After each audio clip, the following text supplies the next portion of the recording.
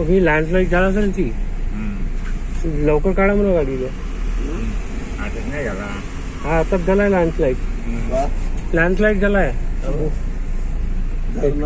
थांबा नको म्हणा भूस्खलन झालाय ती आता झालाय ताजा ताजा.